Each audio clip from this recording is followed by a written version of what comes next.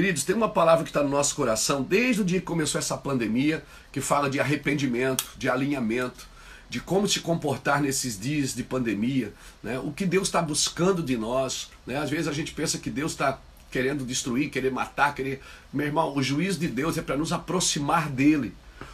O juízo de Deus é para trazer os filhos para casa, os filhos de volta ao seu propósito, amém? Então a gente tem que pensar nisso, em nome de Jesus. Então, estar no cristianismo é uma questão de religião. Estar com Cristo é uma questão de companhia. Agora, estar em Cristo é uma questão de posicionamento. Então eu posso estar no cristianismo, eu posso estar com Cristo e mesmo assim não estar em Cristo. Por quê? Porque estar em Cristo é uma questão de posicionamento.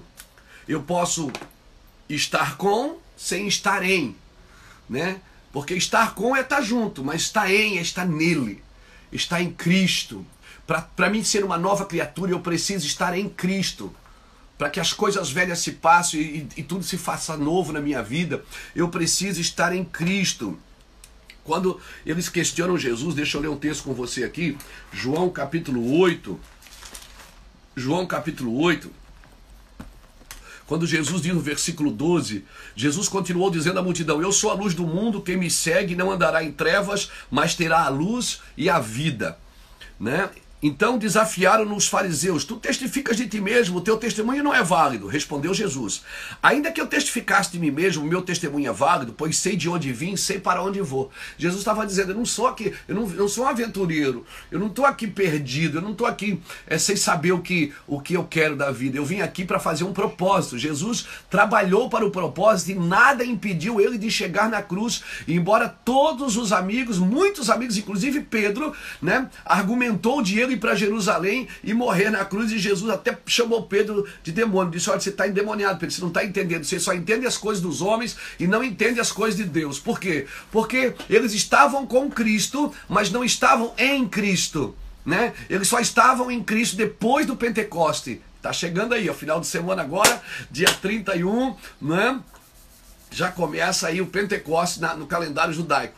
Então veja bem, depois do Pentecostes, agora eles não estavam mais com Cristo, mas eles estavam em Cristo. Eles estavam com Cristo, mas não entendiam quem Cristo era. Estar com Cristo não significa estar em Cristo. Eu só posso ser uma nova criatura, entender o propósito eterno de Deus quando eu estou em Cristo. E para mim estar em Cristo, querido, eu não posso estar em outro lugar. Eu preciso estar em Cristo. Eu não posso cochear mais em dois pensamentos, eu não posso caminhar em duas culturas, eu não posso caminhar em duas linguagens, eu não posso caminhar em duas teologias, eu não posso caminhar em dois propósitos, não tem mais dualismo. Não tem vida secular e sagrada. Não tem dualismo grego mais na sua vida. Por quê? Porque agora você está em Cristo. As coisas velhas se passaram e tudo se fez novo. Então, estar com Cristo, estar na igreja. Eu posso estar no cristianismo e não estar em Cristo. Eu preciso entender esse propósito, irmãos. Porque é muito perigoso eu estar na igreja, eu sou cristão, mas eu não estou em Cristo. Ou seja, como que eu vou ser transformado se eu não estou em Cristo? Como que eu vou ser transformado se eu não estou em Cristo? Eu preciso entender esse momento. Então Jesus diz assim no versículo 16, versículo 14. Ainda que eu testificasse de mim mesmo, meu testemunho é verdadeiro, porque eu sei de onde vim, sei para onde vou, mas vós não sabeis de onde venho, nem para onde vou.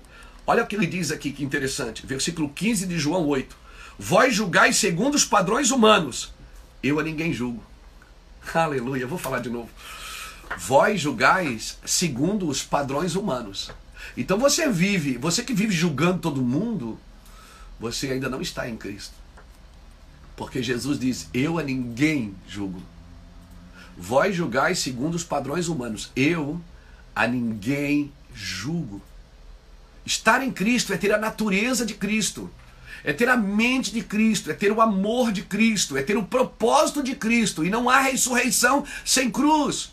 Não há cruz sem sofrimento. Por favor, não arrebate o sofrimento da igreja. Quando você arrebata o sofrimento da igreja, você tira o propósito do ensino, você tira a pedagogia de Deus. A pedagogia de Deus não é uma igreja sem sofrimento, é uma igreja que passa pelas dificuldades, passa pelos sofrimentos, passa pelos problemas, passa pelas situações. Você está me entendendo? Então veja bem, querido, acorda aí, Brasil, acorda. Veja bem, estar em Cristo é muito diferente de estar na igreja, é muito diferente de estar com. Eu posso estar com e não estar em. Jesus disse assim, vocês julgam segundo os padrões humanos. Eu a ninguém julgo. Mas se na verdade eu julgo, as minhas decisões são certas porque eu não estou sozinho. Estou com o Pai que me enviou. Na vossa lei está escrito que o testemunho de 2 homens é válido. Eu sou um que testifica de mim mesmo. E o outro testemunha, a outra testemunha é o meu Pai que me enviou. Louvado seja o nome do Senhor Jesus. Mas o que eu quero reter com você aqui é João 8, 23, que ele diz assim, mas ele continuou, vós sois de baixo, eu sou de cima, vós sois deste mundo, eu deste mundo não sou. Jesus está dizendo o seguinte, eu sou lá de cima, vocês são deste mundo, eu deste mundo não sou. Né? Ele está dizendo o seguinte, eu não sou desse mundo, por isso que eu não penso segundo os padrões humanos. Segundo, eu não decido, eu não julgo segundo o coração do homem. O coração do homem é enganoso. Você está me entendendo? Querido, o que Deus fez está pronto. Agora tem aquilo que Deus fez e tem aquilo que Deus está fazendo. É o sangue e a água. Quando furaram Jesus do lado, lembra? O que é que saiu do lado dele? Saiu sangue e água. Sangue é o que Jesus fez por mim. Na cruz, de uma vez por todas, ele me salvou. Amém? Água é o que ele está fazendo em mim, é gerúndio, ando, ende, indo. Nós somos limpos pela palavra do Evangelho. Então eu posso ser salvo. Pô, pastor, mas ser salvo não é tudo? Não. A salvação é a porta de entrada. Você está me entendendo? Salvação é a porta de entrada. A salvação não é o fim das coisas, é o começo do novo propósito. Então eu entro pela salvação para ser dirigido pelo Espírito. Eu entro pela graça, eu aceito Jesus. O Espírito me conduz à salvação. Agora, através de Cristo, eu vou viver para ser transformado por Deus. A minha alma precisa ser transformada.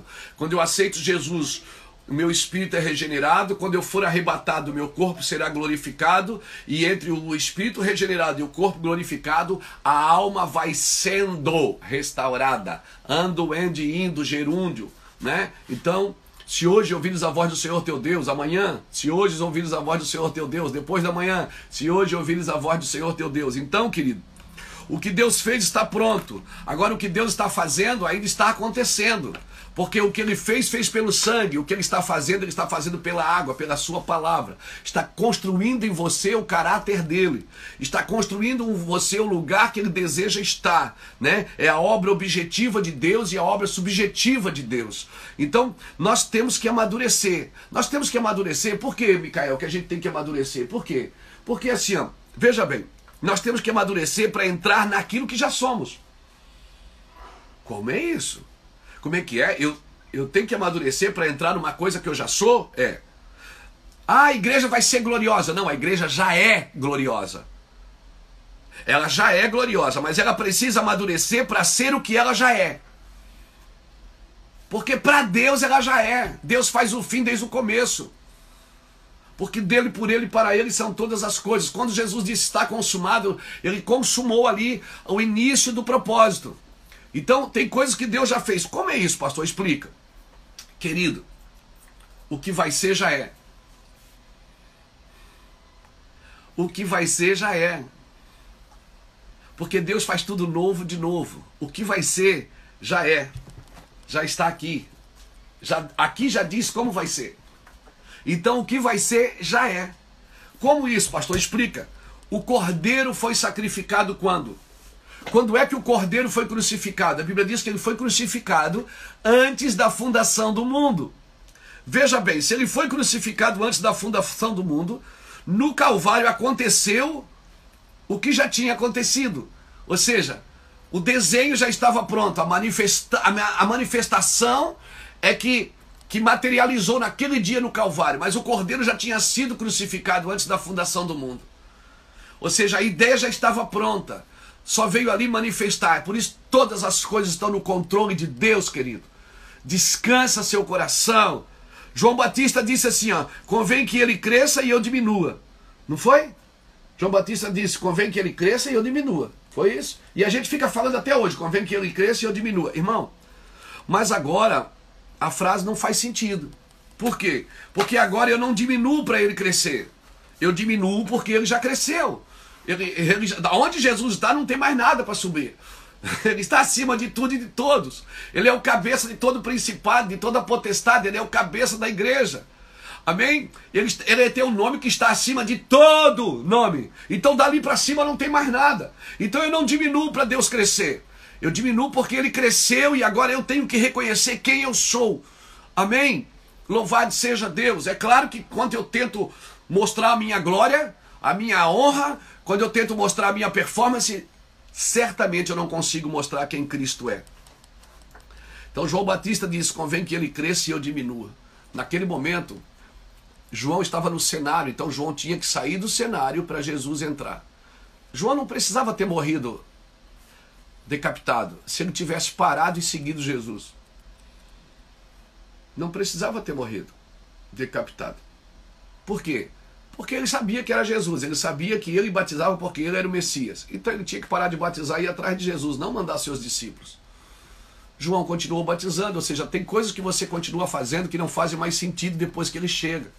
Quando ele chega, tem coisas que não fazem mais sentido. Não fazem mais sentido. Agora veja bem, Jesus honrou João Batista até o fim. Ele disse, dos nascidos de mulher, João Batista é o maior. E o que for menor no reino de Deus será maior que João Batista. Porque João Batista estendeu o dedo e disse, eis o Cordeiro de Deus que tira o pecado do mundo. Ele viu ele viu Jesus e reconheceu quem Jesus era. Era primo dele, apesar de ser primo, ele reconheceu que Jesus tinha uma graça diferente, que Jesus era o Messias. Então ele disse, eis o Cordeiro de Deus. Então, dos nascidos de mulher, ele é o maior, por quê? Porque ele reconheceu quem Jesus era. Só que Jesus disse uma frase, ele disse assim, em Mateus capítulo 11, ele diz assim, ó, o que for menor no reino de Deus será maior que João Batista. Aí aparece o apóstolo Paulo. Paulo começa a pregar o evangelho, ok? Né? Depois de anos. Paulo vai para a cadeia. Perceba que João Batista e Paulo tiveram o mesmo fim, foram decapitados na prisão. Ok? Só que João Batista na prisão pensou, será que era ele mesmo? Ou nós devemos esperar outro? Por que João Batista vacilou?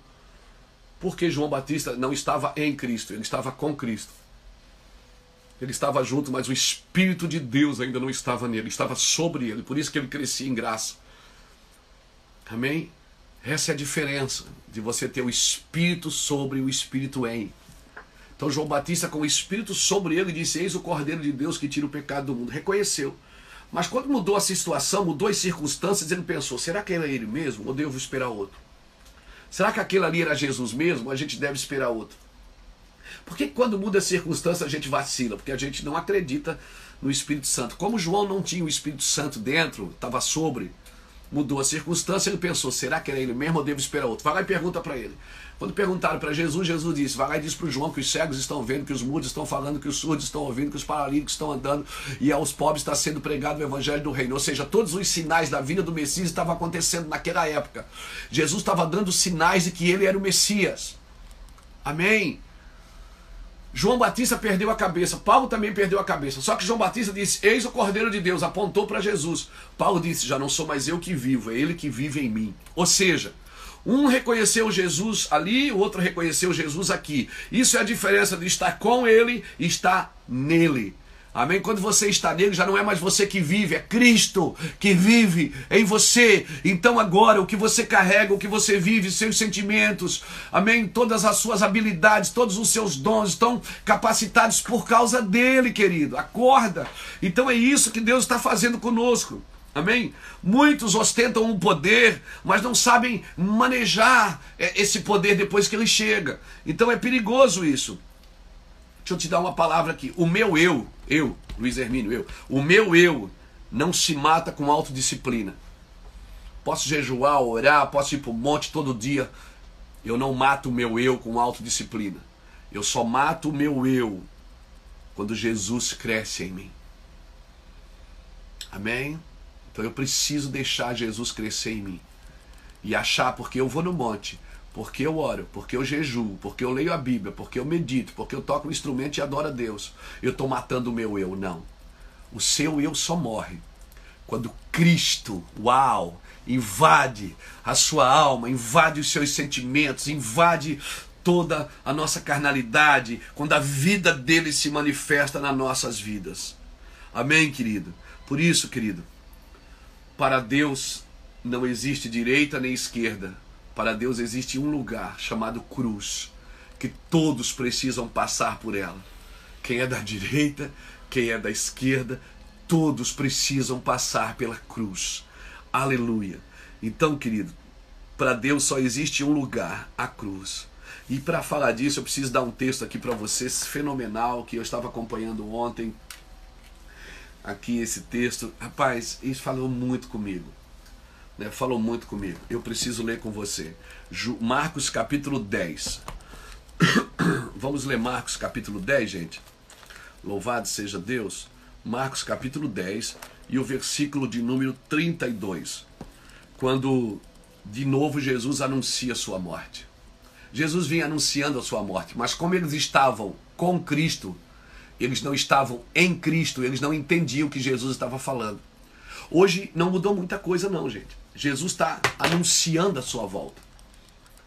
Quem está com Cristo não está prestando atenção, quem vai na igreja atrás de bênção, vai na igreja atrás de propósito, vai lá fazer a campanha para enriquecer, é o propósito de Deus para a minha vida.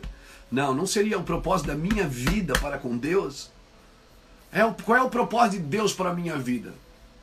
Deixa eu te falar, mas eu tenho um chamado, deixa eu te falar uma coisa, você não tem um chamado. Não, é o chamado que tem você. É o chamado que tem você, você não tem um chamado. É o chamado que tem você. Amém? O chamado não é seu, é dele. Então é ele que tem você na mão. Eu estou crucificado com Cristo. Você está me entendendo o que é isso? Você não pode pegar o chamado de Cristo e fazer o que você quer e achar que está trabalhando para Cristo. Você não tem um chamado, é o chamado que tem você. Acorda para isso, em nome de Jesus. Então Jesus está anunciando a sua morte aqui em Marcos 10, 32, que diz assim: estavam a caminho subindo a Jerusalém, e Jesus ia diante deles, e eles se maravilharam e seguiram-no, atemorizados, tornando a tomar consigo os 12, começou a dizer-lhes as coisas que lhe devia sobrevir, dizendo. Agora veja bem, os discípulos já estavam atemorizados. Jesus estava subindo para Jerusalém, já estava todo mundo atemorizado. Por quê? Porque eles estavam indo para o cenário da morte. E Jesus está, em todo o tempo, nos 3 anos, Jesus está anunciando, eu estou indo para lá, eu estou indo para lá. Mas quando vai chegando perto do cenário, eles já estavam atemorizados. E Jesus não disse, calma gente, toma uma aguinha com açúcar. Jesus não disse, ai nego, jejua a hora. Não, ele disse, eu vou ter que repetir o que vai acontecer. Jesus não muda a palavra porque você está atemorizado. A palavra vai acontecer, meu amigo. A palavra vai se cumprir e não tem jeito, ela vai se cumprir. Então eu tenho que estar em Cristo, não com Cristo. Jesus ia diante deles e eles se maravilharam e seguiram atemorizados. Tornando a tomar consigo os 12, começou a dizer-lhe as coisas que devia sobrevir, dizendo: estamos subindo a Jerusalém, e o Filho do Homem será entregue aos principais sacerdotes e aos escribas. Condená-lo-ão à morte e os entregarão aos gentios, que escarnecerão dele, açoitarão, cuspirão nele e o matarão. Mas ao terceiro dia ele ressuscitará. Jesus está dizendo exatamente, gente, o que vai acontecer, Micael. Sim. Jesus está dando a palavra, está dando a letra. Diz, anda aqui porque vai acontecer isso. Meu pai. Aí, Jesus está dizendo, olha, nós estamos indo para a morte. Aí, Tiago e João, a mãe deles, peraí, vamos... vai acabar assim? Não pode acabar assim. Então, se aproximou dele Tiago e João, filhos de Zebedeu, dizendo: mestre, queremos que nos conceda o que vamos te pedir. Eles lhe perguntou para os 2 discípulos: que quereis que vos faça? Eles responderam: conceda-nos que na tua glória assentemos-nos um à tua direita e outro à tua esquerda. Meu Deus, Jesus está falando de crucificação, estou falando de glória. Eles estão dizendo assim, nós queremos um lugarzinho no teu ministério, arruma para nós uma cadeirinha aí, na direita e na esquerda. Jesus está dizendo, a gente vai morrer, gente, eu estou indo para lá para morrer, e vocês estão querendo promoção, gente. Você tem que entender o tempo da promoção e entender o tempo da crucificação. Não há ressurreição sem crucificação. Ninguém vai sentar à direita de Cristo, à esquerda de Cristo. Deus não quer você na direita ou na esquerda, Ele quer junto. Ele quer Ele quer habitar em você, amém? Ele não quer estar com, Ele quer estar em. Mas eu entendo aqui Tiago e João, eles não tinham esse entendimento porque o Espírito Santo não habitava na vida deles, não habitava. Estava com eles, mas não estava neles. Olha a resposta de Jesus. Versículo 36. Eles lhe perguntou, o que quereis que eu vos faça? Eles responderam, concede-nos que na tua glória assentemos um à tua direita e outro à tua esquerda. Versículo 38. Jesus lhe disse, não sabeis o que pedis. Esse é o problema. É quando você quer uma coisa, mas você não sabe o que você está pedindo. Porque você está pensando em você. Você não está pensando no corpo, você não está pensando na glória, você não está pensando no coletivo, no plural, você não está pensando em tudo. Cada vez que você vai pescar sozinho, você afunda o barco, você rasga a rede. Por quê? Porque você não chama os companheiros que estão nos outros barcos. Veja bem, deixa eu te falar uma coisa, meu irmão, meu querido amigo empresário. Amém? Não pense só em você, não faça cursos, coaches de administração só por causa de você. Aprenda tudo que você puder aprender, mas para servir os outros, para servir as nações, para servir a obra de Deus. Uma pessoa que vai diante de Deus pedir só para ela não tem noção do que é estar em Cristo. Ela está no cristianismo, está com Cristo, mas não está em Cristo. Não entendeu. Isso aí é pedido de quem mora embaixo, não é pedido de quem está em cima. Jesus disse, o meu testemunho é verdadeiro, porque vocês são da terra, vocês são de baixo, mas eu sou de cima. Estar em Cristo é estar onde Ele está. Onde é que Jesus está? Onde é que Jesus está agora? Agora. Jesus está onde agora? A Bíblia diz que Ele está sentado à direita de Deus e intercede por nós. Está em Cristo. O que é que Ele diz em Hebreus? Ele diz assim, e Ele, agora, né, Ele fez a sua obra com um só sacrifício. Hebreus 10, 14.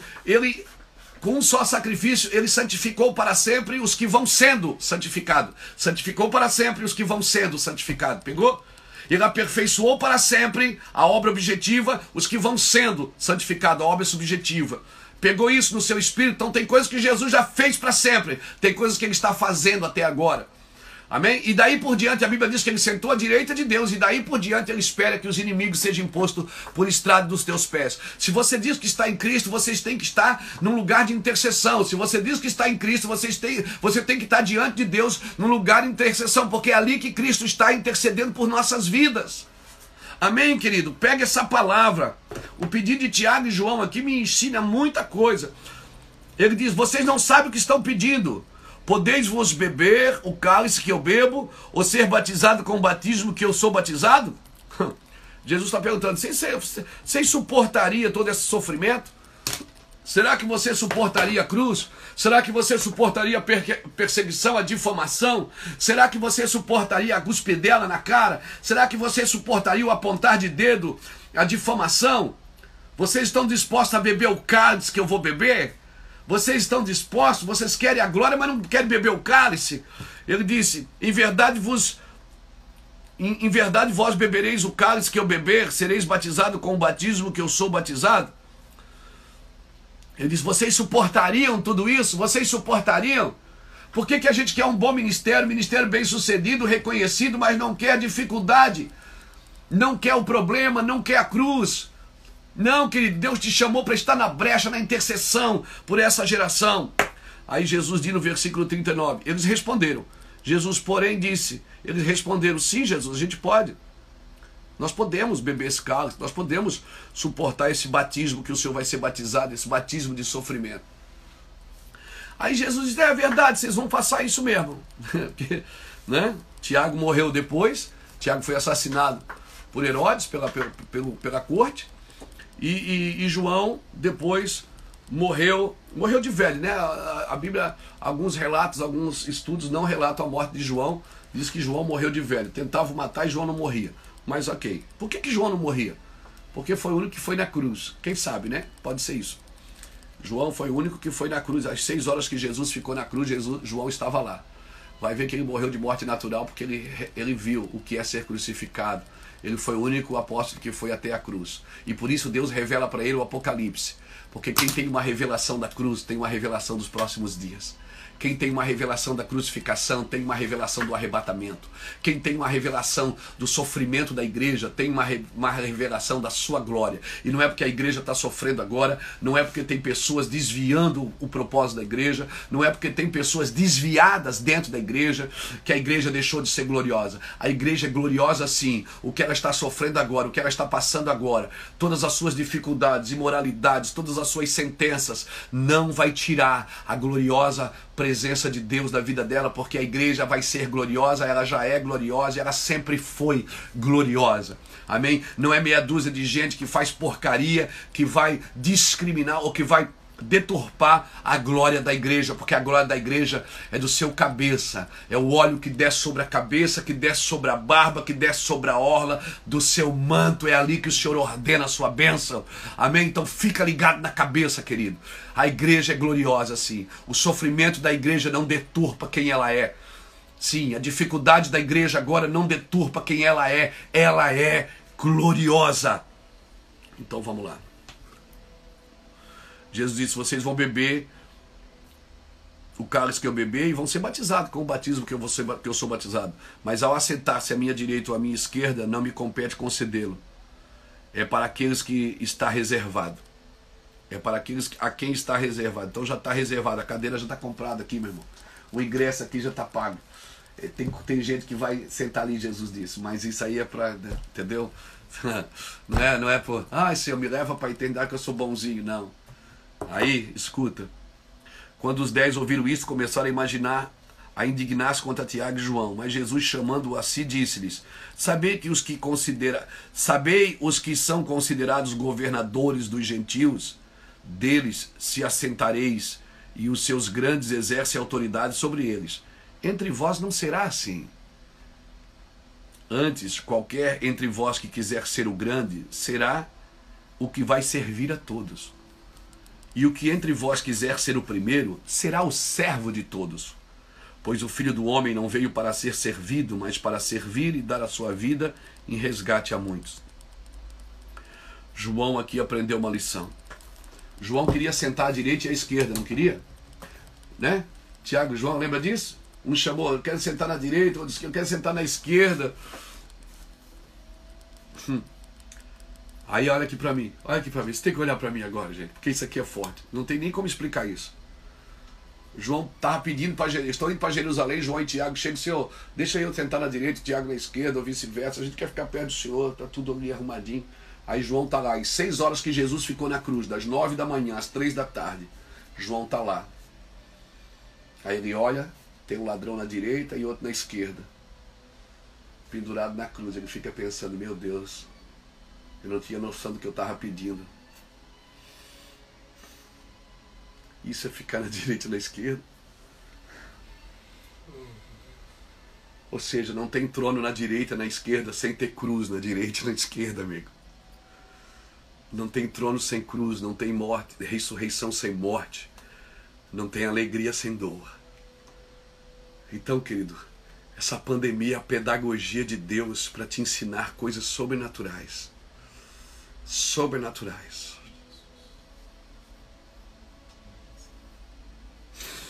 Sinto a graça de Deus aqui. Sinto o amor.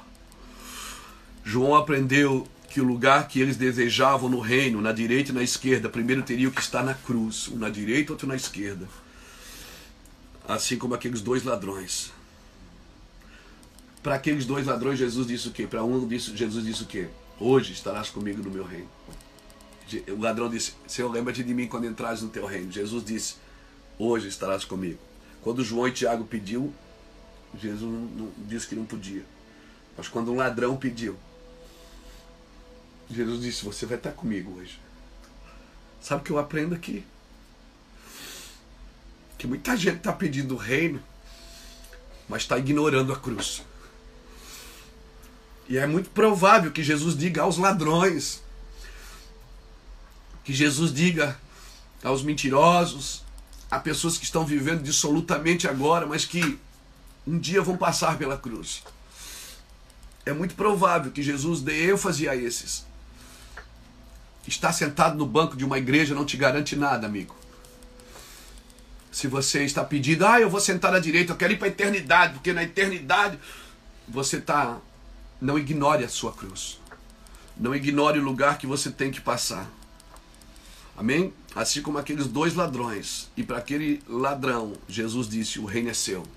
Para Tiago e João que pediram, Jesus não disse que o reino era deles. Jesus disse, olha, vocês têm que beber o cálice que eu bebo.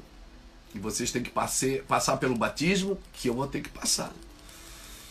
E ele disse, não, nós podemos. Naquele dia, João aprendeu, porque ele foi o único apóstolo que foi na cruz. Por isso, ele é considerado o apóstolo do amor. Ele não é considerado o apóstolo do amor só porque ele deitava a cabeça no peito de Jesus. Não.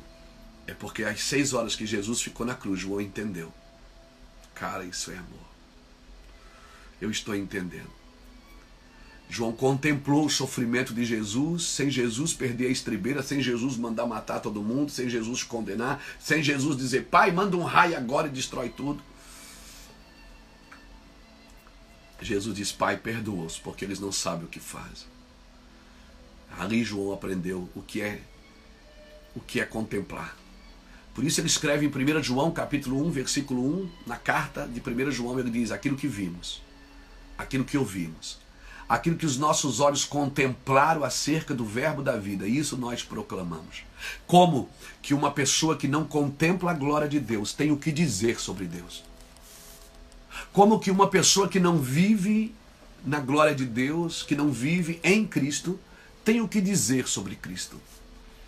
Não, querido, isso não está ligado às informações, isso não está ligado no campo da religião, no campo da comunhão, simplesmente está no campo da posição. Eu me posiciono como alguém que quer viver em Cristo. Então todas as decisões precisam ser em Cristo. Todo o estender de mão precisa ser em Cristo. Toda a sua obra, tudo que você for fazer, precisa estar em Cristo. Irmãos, eu sinto graça de Deus aqui. Diante do Espírito Santo, eu sinto o amor de Deus nesse lugar. Eu sinto a presença de Deus aqui poderosamente. Não estou tentando persuadir você a viver isso, mas você não terá a glória de Deus sem viver isso. Então, a partir de hoje, você precisa estar em Cristo. Já não sou mais eu que vivo, é Cristo que vive em mim. Então para de pedir coisas, não sabeis o que pedis. Para de pedir coisas que você acha que você pode receber só porque está pedindo. Mas a Bíblia diz pedir, pedir. Não, aquele pedir, pedir, querido, é uma vida de perseverança. Bater, bater é uma vida de perseverança. Está ligado à obra objetiva e à obra subjetiva. Aquilo que Deus fez imediatamente em mim quando eu aceitei Jesus e aquilo que o Senhor está fazendo em mim diariamente.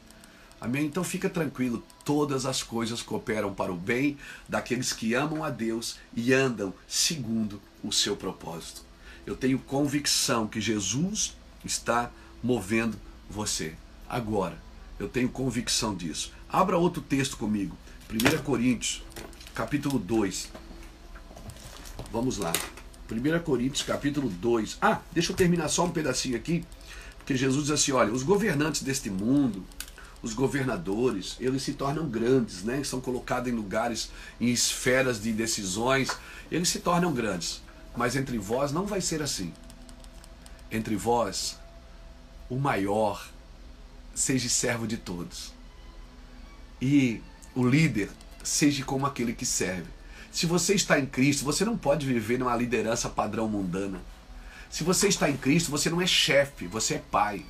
Se você está em Cristo, você não é chefa, você é mãe. Amém? Se você está em Cristo, você não vive por regras, você vive por relacionamentos. As regras são fortes, onde os relacionamentos são fracos. Se você está em Cristo, você é uma nova criatura. Você não pode usar o padrão do mundo para negócios, para compras, para vendas, para litígios. O padrão do mundo não é o seu padrão. Mas eu vivo no mundo, eu sou sociológico. Quando eu disse que você é sociológico, Eu não estou dizendo que você tem que se encaixar ao governo do mundo. Eu estou dizendo que você está aqui para influenciar como alguém espiritual. Você é um ser psicológico, sociológico e biológico. Você está aqui para influenciar com um padrão de vida correto, né? A forma de comer, a forma de vestir, a forma de dormir. Amém? A forma de descansar. Por isso Jesus deixou para você um dia de descanso. E descanse o dia que você quiser. Ele não está dizendo que era aquele dia simplesmente. Ele está dizendo que descanso agora é prioridade. Né? Você é um ser biológico, mas você é um ser biológico para afetar, né, os seres da terra. Você é um ser psicológico para afetar toda a carência, né, todo emocionalismo, toda a depressão, toda a dificuldade causada por doenças psicossomáticas. Você está aqui para fazer a diferença. Você é um ser sociológico, você está aqui para juntar as partes. Você é a argamassa mole que junta os tijolos duros. Se você é espiritual, você não vai ter problema de andar no meio de pessoas, você não vai ter problema de ser um ser psicológico no meio de tanta doença, de tanta dor, de tanta necessidade. Você precisa ser espiritual. E o que é ser espiritual? Ser espiritual é ser humano, é ser bom, é estar em Cristo, é deixar que Cristo viva através de você. Não anule a cruz do seu evangelho. Não tire a cruz do seu evangelho. Amém? Não tire a cruz do seu evangelho, querido. Abra comigo agora um texto muito interessante que está aqui em 1 Coríntios 2. 1 Coríntios capítulo 2, versículo 9 ao versículo 12. Diz assim, ó: mas como está escrito, as coisas que o olho não viu, que o ouvido não ouviu, e nem subiram ao coração do homem, são as que Deus preparou para os que o amam. Mas Deus não-las revelou pelo seu Espírito. O Espírito penetra todas as coisas, até mesmo as profundezas de Deus. Pois qual homem sabe as coisas do homem, senão o Espírito do homem que nele está? Assim também, ninguém sabe as coisas de Deus, senão o Espírito de Deus. Mas nós não recebemos o Espírito do mundo, mas o Espírito que provém de Deus, para que pudéssemos conhecer o que nos é dado gratuitamente por Deus.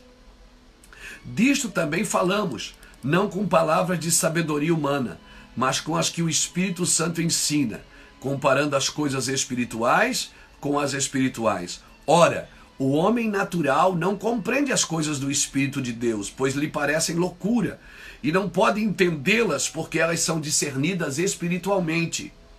Mas o que é espiritual discerne bem a tudo, e ele de ninguém é discernido. Ou seja, ele compreende todo mundo, mas é difícil compreender ele. Uau!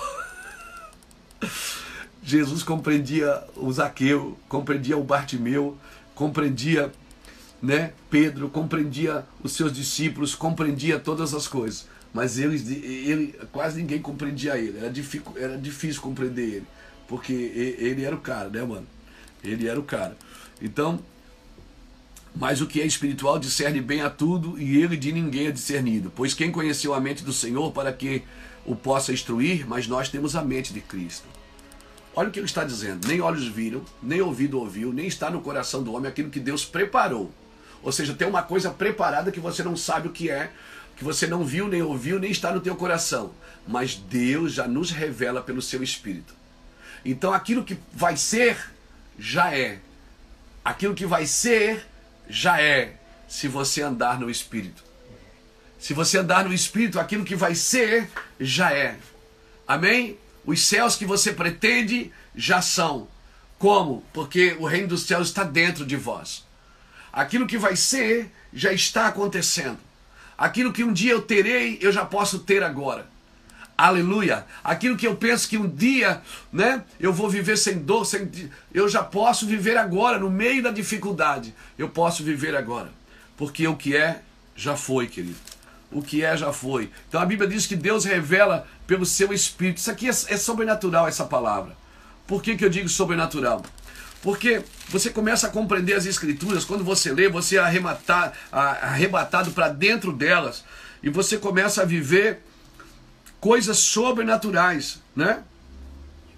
Olha o que diz aqui, deixa eu ver aqui.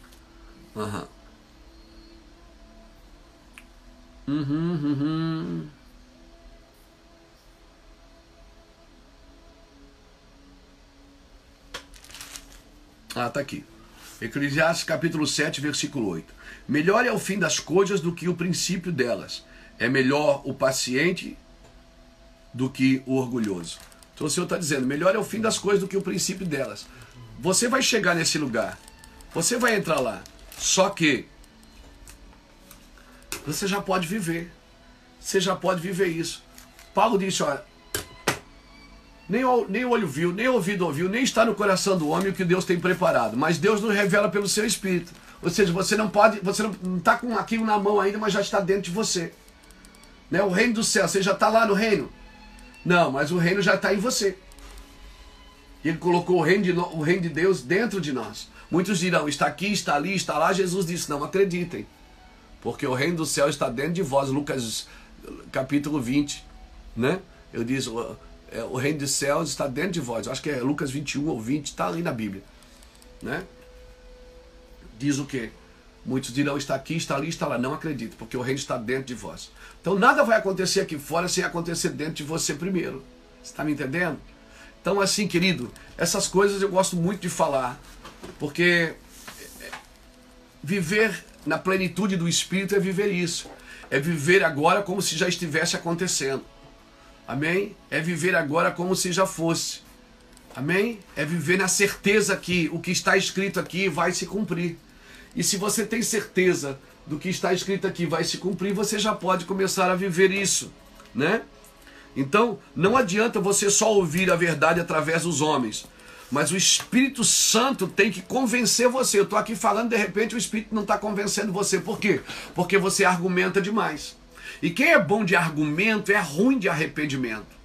Né? Toda pessoa que é argumentadora, ela tem dificuldade de se arrepender, porque ela tem saída para tudo. Ela sai pela tangente, ela tem dificuldade de se arrepender, porque ela não reconhece os seus erros, ela tem um argumento, ela fez isso por causa daquilo.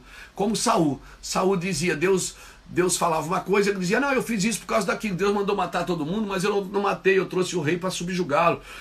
Deus mandou matar as ovelhas, mas eu trouxe para oferecer ao Senhor. Deus não quer o que ele não está... Deus não quer a oferta que ele não pediu.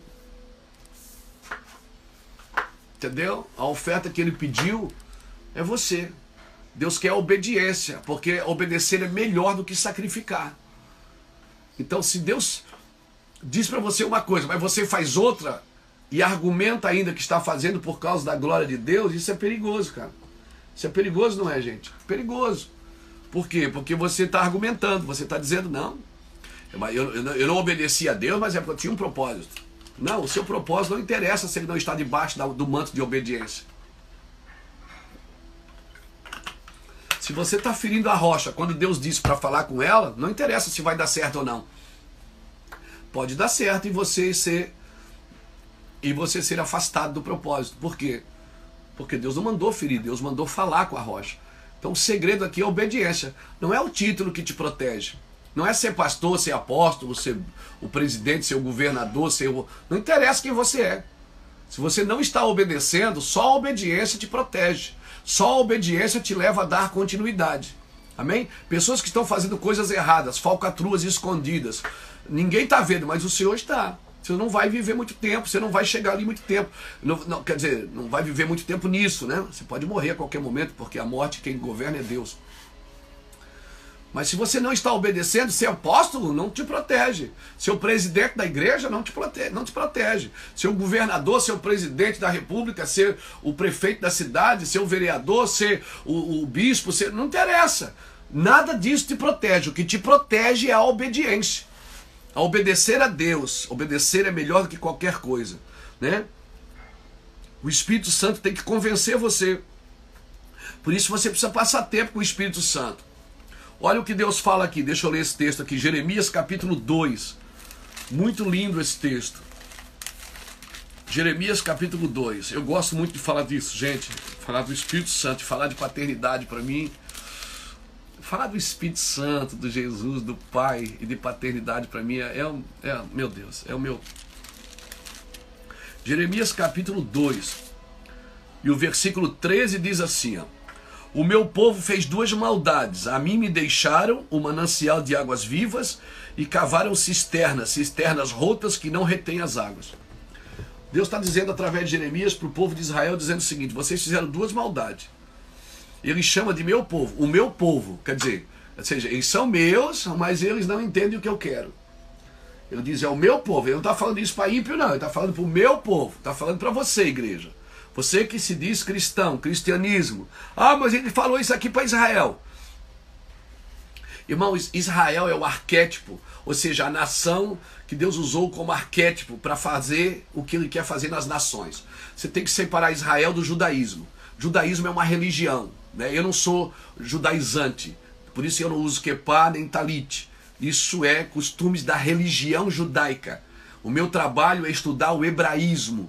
Amém? O hebraísmo, o arquétipo. Deus chamou Abraão como arquétipo para abençoar todas as famílias da terra. Deus chamou Davi, e Davi é o arquétipo de um reino correto, onde as tribos se juntam para formar um grande reino. Amém? E Israel é o arquétipo de todas as nações, como Deus queria que as nações o servissem, como Deus queria que as nações criassem seus filhos, como Deus queria. Então, aquilo ali, Israel é o arquétipo do que Deus vai fazer. É o povo escolhido por Deus, claro, é o povo escolhido para ser o arquétipo. Ou seja, Deus escolhe um para afetar a todos, Deus escolhe um para modelar a todos. Então é isso que acontece. Agora, eu não posso ir para Israel e voltar judaizante. Amém? Porque a igreja não é uma sinagoga. A sinagoga é da cultura judaica. Amém? A sinagoga nasceu em Babilônia, outro dia a gente pode falar disso. Mas eu sou cristão em Jesus Cristo e sou filho de Abraão por causa de Jesus, que em Jesus todos são filhos de Abraão. Está lá em Gálatas capítulo 4. Amém? Por isso, se o herdeiro for menino, de nada ele difere do escravo. Nós precisamos entender isso. Nós somos herdeiros das promessas em Abraão, porque, né, quando Deus disse para Abraão, em ti serão benditas todas as famílias da terra. Então, tudo que Deus fala para Israel pode ser usado sim, como modelo ou não. Amém? Agora, nós temos que separar a religião judaica do hebraísmo. Amém? Muitos vão para Israel e voltam judaizante, faz da igreja uma sinagoga. Glória a Deus. Se você é um judeu, fica à vontade. Mas não tente empregar isso no cristianismo. Cristianismo é cristianismo. Cristo é o cabeça da igreja. Amém? Amém? Nós cumprimos a lei, cumprimos a Torá através de Cristo, através da graça. Então, por favor, não misture as estações. Eu sou um cara que eu estudo muito hebraísmo. Essa prateleira todinha aqui é de livro hebraico.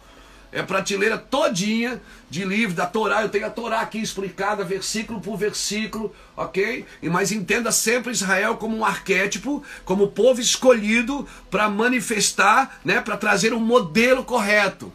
Deus usa um para modelar o resto. Amém? Então sempre pense nisso. Sempre pense nisso. Então vamos lá. Deus falou aqui para Israel em Jeremias capítulo 2. Ele chama de meu povo. O meu povo está dizendo... O Senhor está dizendo, não é um povo comum, é o meu povo. O que é que eles fizeram? Duas maldades. O Senhor disse, a mim me deixaram um manancial de água viva e cavaram para si cisternas rotas que não retêm águas. Ou seja, essa religiosidade desenvolvida em uma cisterna, essa cisterna chamada organização humana, sistema humano, que para de correr as águas do Espírito, né, que organiza a igreja, mas está... Como o meu irmão Júnior ontem, ele fez uma live com o Fábio Coelho, acho que está lá no Instagram do Fábio Coelho.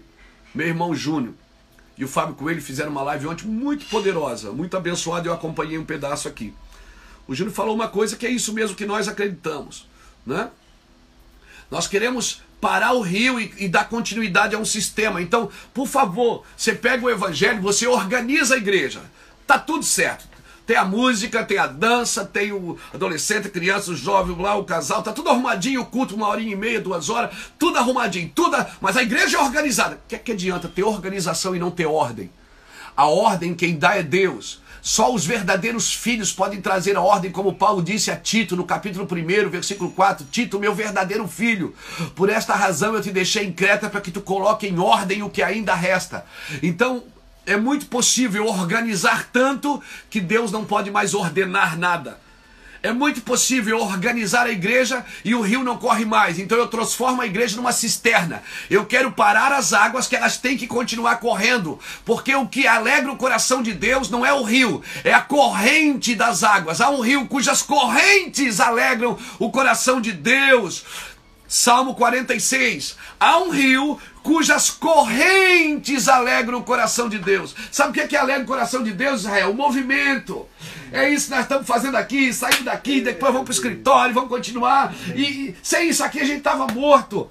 É o movimento das águas. A gente pega a água e bota numa cisterna e diz, a minha denominação, a minha igreja, isso aqui é a minha cisterna. O Senhor está dizendo, você fez duas maldades. Eu não corro mais na sua vida, e você está fazendo o quê?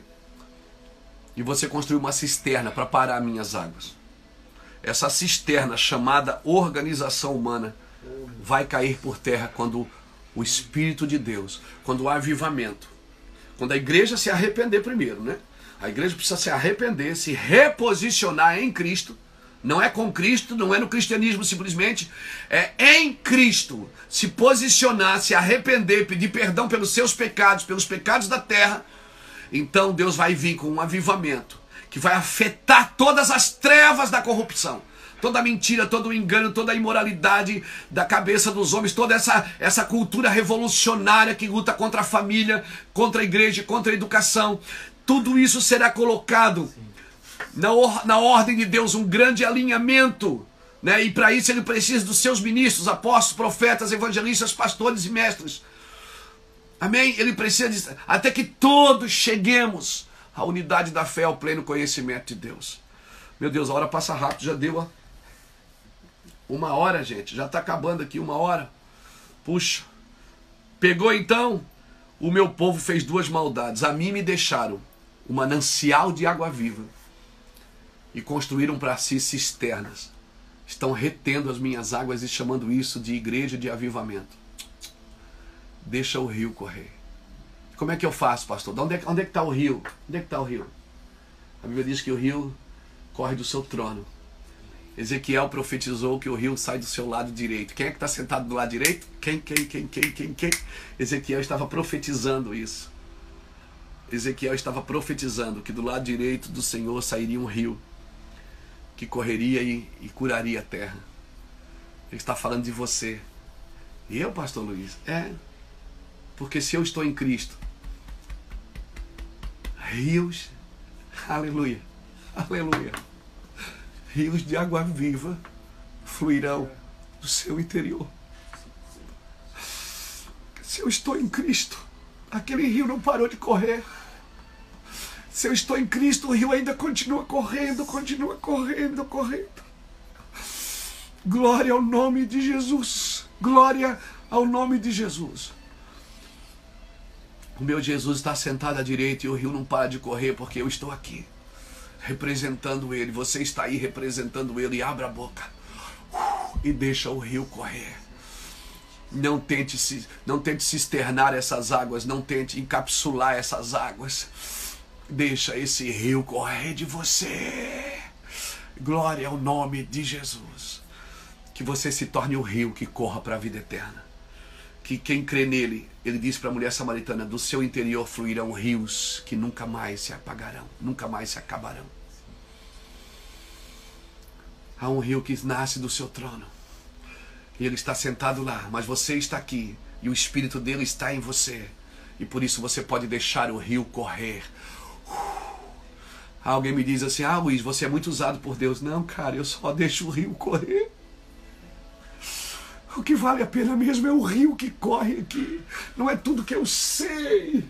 Isso é importante, mas o que vale a pena mesmo é se tudo que eu sei está batizado nas águas desse rio.